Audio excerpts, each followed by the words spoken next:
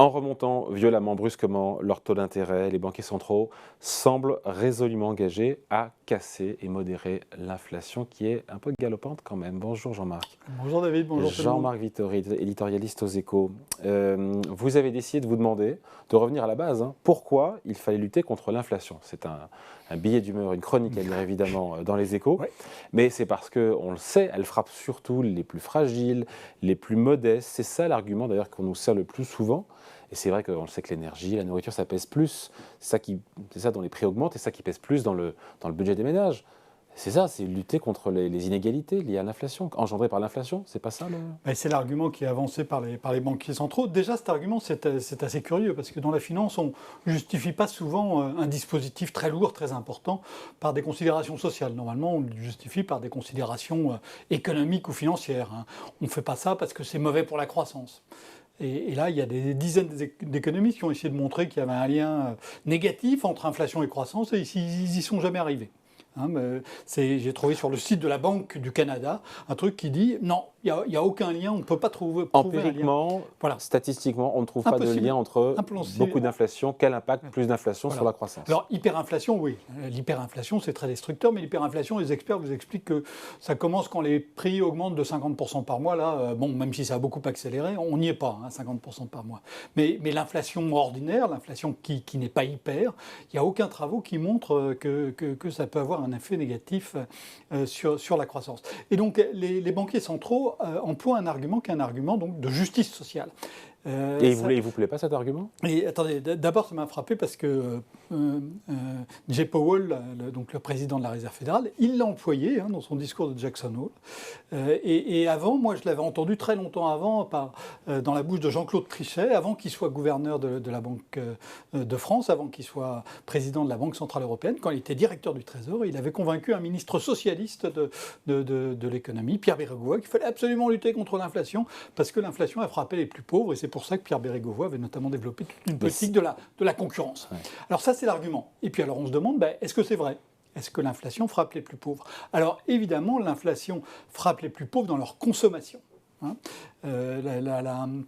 L'énergie et l'alimentation, ça fait en gros 30% des dépenses d'un foyer peu aisé, et ça fait 20% des foyers les plus aisés. Voilà, donc si l'énergie et l'alimentation augmentent, ça frappe plus les pauvres donc c'est vrai, que les riches. Circuler, il n'y a rien à voir. Oui, sauf que l'inflation, ça ne fait pas seulement bouger les prix de l'énergie et de l'alimentation. L'inflation, par exemple, en France, on a un dispositif qui fait que le salaire minimum, le SMIC, il augmente dès qu'il y a 2% d'inflation. Donc ça va très vite, surtout quand on a une inflation qui passe en quelques mois de 0 à 6%, on a des augmentations. Si on regarde le SMIC depuis un an en France, il a augmenté de 8% avec ce dispositif d'indexation automatique. Donc les plus pauvres, ceux qui sont payés au SMIC, ils ne sont pas frappés par cette inflation, puisque leur salaire augmente en conséquence. De même pour les prestations sociales. Alors pour les prestations sociales, l'indexation est souvent un peu plus lente, et puis elle est moins automatique. L'alignement n'est pas parfait, on le voit actuellement sur les retraites, mais tout de même. Alors que les gens qui ont un salaire qui est 3-4 fois le SMIC, leur salaire il augmente une fois par an. Oui, mais leur reste à vivre est plus important à la fin du mois. Oui, mais ils perdent. Leur pouvoir d'achat est plus amputé que celui de par les revenus des plus pauvres, dont les salaires n'augmentent pas autant que l'inflation. Donc ça, c'est le deuxième effet. Quand on regarde ça, il faut regarder l'effet consommation, mais il y a l'effet revenu. Dans le monde actuel, ce n'était pas le cas du tout il y a un demi-siècle. Il y a un demi-siècle, tous les salaires pratiquement étaient indexés dans un pays comme la France. Aujourd'hui, les salaires et les revenus des plus démunis sont indexés, et c'est heureux. Mais les salaires et les revenus des gens qui sont au-dessus en termes de rémunération, en termes de revenus, ils augmentent moins vite. Et donc l'inflation, elle frappe plus par ce canal-là les gens qui ont des revenus moyens et élevés. Donc c'est faux quand Jay Powell ou Jean-Claude Trichet en son temps disent que l'inflation frappe d'abord les plus fragiles?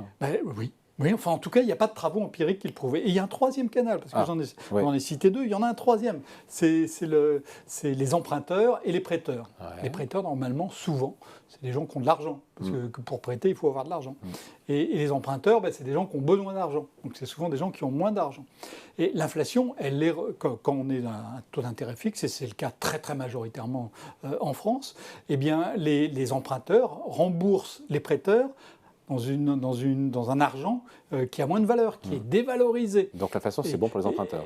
Donc l'inflation, c'est bon pour les emprunteurs qui sont souvent, pas toujours, parce qu'on ne prête qu'aux riches, etc., mais souvent tout de même, les emprunteurs, ils sont moins riches que les prêteurs. Et ça profite à nouveau aux emprunteurs. Donc il faut ajouter ces 3 effets pour voir ce que ça donne. Et alors, quand on les ajoute les 3 alors il y a un travail académique qui a été fait par un responsable de la Banque d'Espagne qui a regardé ce qui s'est passé l'an dernier en Espagne en regardant ces 3 effets, donc l'effet consommation, l'effet revenu et puis l'effet dette.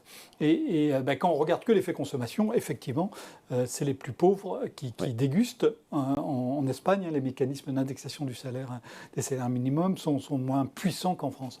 En revanche, l'effet revenu et l'effet dette, ils sont 2 fois plus importants. C'est-à-dire que quand on regarde ce qui se passe en Espagne en regardant tout l'an dernier, les revenus des plus... le pouvoir d'achat qui a le plus baissé, c'est ceux des classes moyennes et des retraités.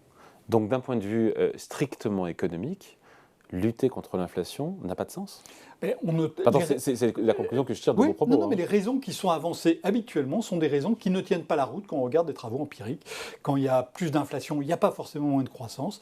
Et quand il y a plus d'inflation, il n'y a pas forcément plus d'inégalité. Ça peut arriver, mais ce n'est absolument pas une règle générale. Ça dépend des formes d'inflation, ça dépend des mécanismes d'indexation dans les pays, ça dépend aussi de l'organisation de la protection sociale. Après, Jean-Marc, s'il faut lutter contre l'inflation, c'est surtout parce que c'est inscrit dans le mandat des banques centrales. C'est une priorité de leur mandat. C'est la première priorité. Enfin, dans le cadre de la Banque centrale européenne, c'est tout à fait clair.